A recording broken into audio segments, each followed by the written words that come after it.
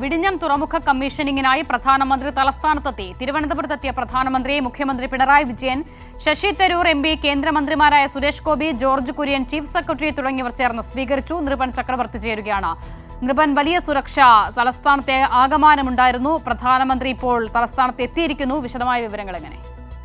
അല്പം മുമ്പ് 7:50 പ്രധാനമന്ത്രി നരേന്ദ്രമോദി തിരുവനന്തപുരം അന്താരാഷ്ട്ര വിമാനത്താവളത്തിൽ എത്തിച്ചേർന്നത്. അവിടെ നിന്ന് തന്നെ പ്രധാനമന്ത്രിയെ ക്ഷണിക്കുന്നതിന് വേണ്ടി, സ്വീകരിക്കുന്നതിന് വേണ്ടി മുഖ്യമന്ത്രി പിണറായി വിജയനൊപ്പം തന്നെ കേന്ദ്രമന്ത്രിമാർ, സംസ്ഥാനത്തെ ചീഫ് സെക്രട്ടറി, ഒപ്പം തന്നെ നഗരത്തിന്റെ മേയർ ആര്യ രാജേന്ദ്രൻ അടക്കമുള്ള അവരും, ഒപ്പം തന്നെ ബിജെപിയുടെ പ്രധാനപ്പെട്ട നേതാക്കളൊക്കെ പ്രധാനമന്ത്രി സ്വീകരിക്കുന്നതിന് വേണ്ടി എയർപോർട്ടിലെത്തിയിരുന്നു. അതിനുശേഷം സ്വീകരിച്ച ശേഷമാണ് പ്രധാനമന്ത്രി എയർപോർട്ടിൽ നിന്ന് നേരെ രാജ്ഭവനിലേക്ക് പോയത്. രാജ്ഭവനിൽ ഇന്ന് പ്രധാനമന്ത്രി അവിടെ തങ്ങും.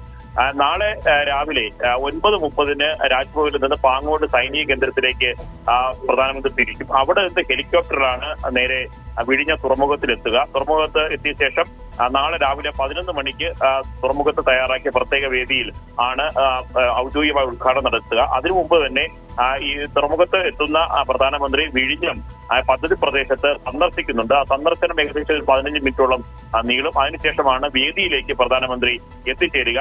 നേരത്തെ അസിത് സൂചിപ്പിച്ചതുപോലെ പ്രധാനമന്ത്രിയുടെ സന്ദർശനവുമായി ബന്ധപ്പെട്ട് ഇന്ന് ഉച്ച മുതൽ നാളെ ഉച്ചവരെ നീണ്ടു നിൽക്കുന്ന വളരെ വലിയ തരത്തിലുള്ള സുരക്ഷാ സംവിധാനങ്ങളാണ് നഗരം മുഴുവൻ ഒരുക്കിയിട്ടുള്ളത്. ഏകദേശം 4000-ഓളം പോലീസ് ഉദ്യോഗസ്ഥരെ നഗരത്തിലാകെ വിന്യസിച്ചിട്ടുണ്ട്. പോലീസ് വിന്യസിക്കുന്നതിനൊപ്പം തന്നെ പ്രധാനമന്ത്രിയുടെ പ്രത്യേക സുരക്ഷാ വിഭാഗം 4 ദിവസങ്ങൾക്ക് മുമ്പ് തലസ്ഥാനത്തെത്തി അദ്ദേഹത്തിന്റെ സുരക്ഷാ ക്രമീകരണങ്ങൾ വിലയിരുത്തിയിരുന്നു.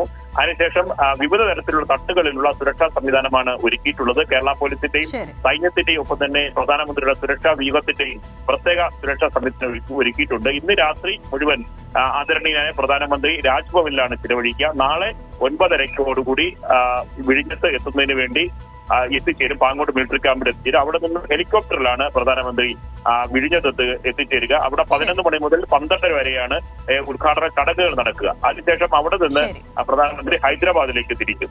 അസിത. ശരി, നൃപൻ ചക്രവർത്തിയാണ് വിശദമായ വിവരങ്ങൾ പങ്കുവച്ചത്.